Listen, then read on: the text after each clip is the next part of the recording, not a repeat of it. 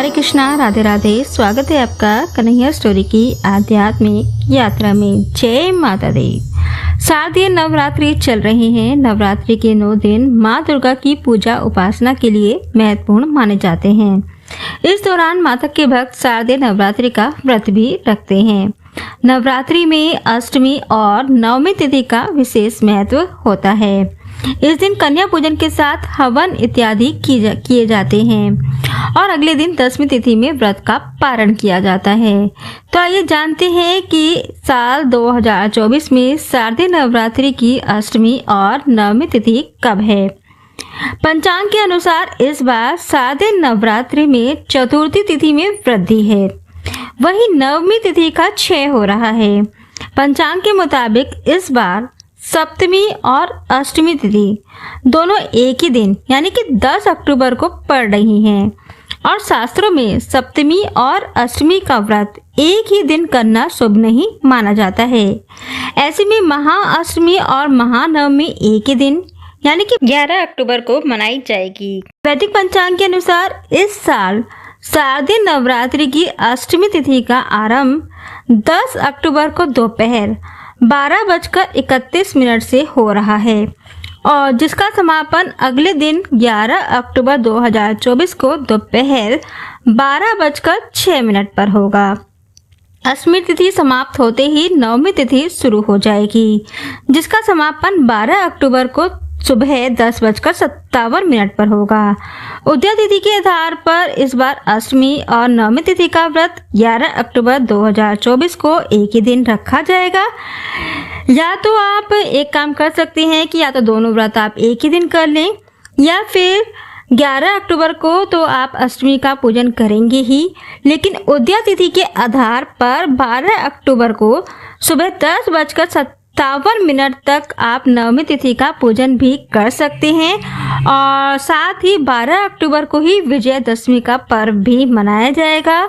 तो सुबह को नवमी पूजन करके फिर बाद में आप 12 तारीख को ही विजयदशमी का पूजन भी आप कर सकते हैं। या तो आप अष्टमी और नवमी तिथि का पूजन आप एक साथ कर लीजिए, या फिर नवमी और विजयदशमी का पूजन आपको एक साथ करना होगा।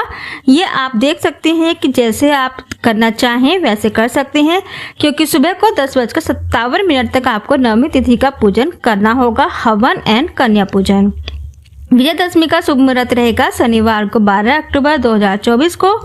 रावण दहन विजय मुहूर्त में किया जाता है, तो इस दिन विजय मुहूर्त रहेगा दोपहर में 2:03 से लेकर दोपहर 2:49 तक। इस दौरान आप रावण का दहन कर सकते हैं। अवधि रहेगी 46 मिनट की और दसवीं तिथि का प्रारंभ हो रहा है 12 अक्टूबर 2024 को 10:58 से तथा दसवीं तिथि का समापन होगा 13 अक्टूबर 2024 को सुबह 9:08 पर और दसवीं तिथि का पूजा का समय रहेगा दोपहर 12 अक्टूबर को दोपहर में 1:17 से लेकर 3:55 तक। अवधि रहेगी 2 घंटे 19 मिनट। तो जैसा भी आप ठीक समझे वैसे आप कर सकते हैं। अष्टमी और नवमी तिथि 11 अक्टूबर को और विजयदशमी 12 अक्टूबर। अष्टमी और नवमी तिथि के दिन हवन किया जाता है, तो जिस भी दिन आपके यहाँ हवन किया जाता है अष्टमी और नवमी तिथि के दिन, उस दिन आप हवन कर सकते हैं और उसके बाद कन्या पूजन किया जाता है। नवरात्रि के दौरान हवन का आयोजन विशेष रूप से महत्वपूर्ण माना जाता है, क्योंकि यह अनुष्ठान देवी दुर्गा की आराधना का एक माध्यम है। हवन में अग्नि के माध्यम से देवी को आहुति अर्पित की जाती है, जो भक्त की भावनाओं और श्रद्धाओं को प्रतीकात्मक रूप से ईश्वर तक पहुंचाने का एक माध्यम है। माना जाता है कि हवन करने से देवी दुर्गा प्रसन्न होती है और भक्तों को उनके आशीर्वाद से हर प्रकार की विपत्तियों से मुक्ति दिलाती हैं। इससे साधक को पूजा का दोगुना फल मिलता है। हवन करने के लिए हवन कुंड को तैयार करने से लेकर हवन सामग्री तक कुछ विशेष चीजों को हवन में जरूर शामिल करना चाहिए। तो आइए जानते हैं हवन सामग्री में हमें क्या क्या चीजें चाहिएंगी। हवन सामग्री में नवरात्रि में अष्टमी और नवमी तिथि में हवन के लिए हवन कुंड, पंचमेवा, जटा नारियल, गुलर की छाल, चंदन की लकड़ी, कलावा, धूप, गुग्गल, लोबान, शहद, अश्वगंधा, गाय का घी, फूल, मुलेठी की जड़, कपूर, पान का पत्ता, लौंग, इलायची, शक्कर, पीपल का तना, छाल, बेल, नीम, तिल, मखाना, चावल, जायफल, सिंदूर, जौ, आम की लकड़ी, माता की चुनरी आदि इत्यादि शामिल करना हो चाहिए। अब आइए जान लेते हैं हवन की विधि। सुबह ब्रह्म मुहूर्त में उठकर स्नान आदि से निवृत्त होकर साफ स्वच्छ वस्त्र पहने, हवन कुंड को साफ कर लें। इसके बाद हवन के लिए साफ सुथरे स्थान पर हवन कुंड स्थापित करें। उसके बाद सभी हवन सामग्री जैसे कि काला तिल, चावल, जौ, गाय का घी, लोबान, गुगल, कपूर, पलास और गुलर की छाल, मिर्ची की जड़, अश्वगंधा, ब्रह्मी आदि को मिलाकर रख लें। अब आप एक आसन पर बैठ जाएं और अपने सिर पर रुमाल रख लें। हवन कुंड में सबसे नीचे गोबर की उपले और कपूर रख दें। फिर आम, चंदन, नीम, बेल और पीपल की सूखी लकड़ियां रखें। पूजा शुरू करने से पहले भगवान गणेश जी का ध्यान करें।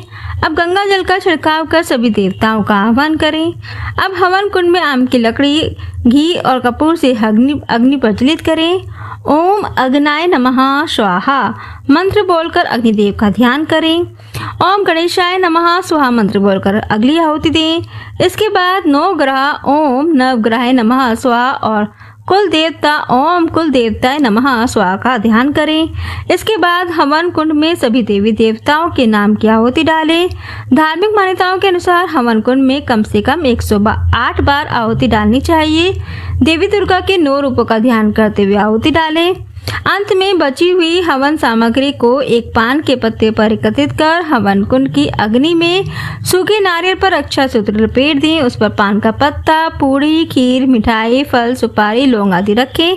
अब नारियल समेत सभी सामग्री को हवन के बीचों बीच स्थापित कर दें। अब सबसे अंत में दुर्गा माता की आरती करें और गणेश जी की आरती करें। पूरी, हलवा, खीर या श्रद्धा अनुसार भोग लगाएं। आचमनी करें, क्षमा प्रार्थना करें, सभी को आरती दें और प्रसाद खिलाएं। हवन समाप्त होने के बाद कन्याओं को भोजन कराएं। कन्या पूजन का महत्व। नवरात्रि की पूजा बिना कन्या पूजन के अधूरी मानी जाती है। नवरात्रि के 9 दिन में किसी भी दिन कन्या पूजन की जा सकती है। वहीं अष्टमी और नवमी तिथि के दिन कन्या पूजन करना बेहद शुभ माना जाता है। धार्मिक मान्यताओं के अनुसार 10 वर्ष तक की कन्याओं की पूजन करना अधिक पुण्यदायक माना जाता है। कन्याओं के साथ एक बालक की भैरव बाबा के रूप में भी पूजा की जाती है। 9 कन्याओं और एक बालक की पूजा करना शुभ माना जाता है। अब आइए जान लेते हैं कन्या पूजन की विधि। कोशिश करें कि कन्याओं को एक दिन पहले ही आमंत्रित करें। सभी कन्याओं के पांव को साफ जल, दूध और पुष्प मिश्रित पानी से धोएं। फिर कन्याओं के पैर छूकर आशीर्वाद लें। आप सभी कन्याओं को लाल चंदन या कुमकुम का तिलक लगाएं। श्रद्धा अनुसार कन्याओं को चुन्नी उड़ा सकते हैं। अब कन्याओं को भोजन कराएं। दक्षिणा या उपहार देकर सभी कन्याओं के पांव छूकर आशीर्वाद लें। फिर माता रानी का ध्यान कर क्षमा प्रार्थना करें। तो ये थी जानकारी कि अष्टमी और नवमी तिथि कब है, हवन कैसे करें, कन्या पूजन कैसे करें और दशहरा कब मनाएं। तो जानकारी आपको कैसी लगी नीचे कमेंट बॉक्स में लिखकर अवश्य बताएं। जय माता दी।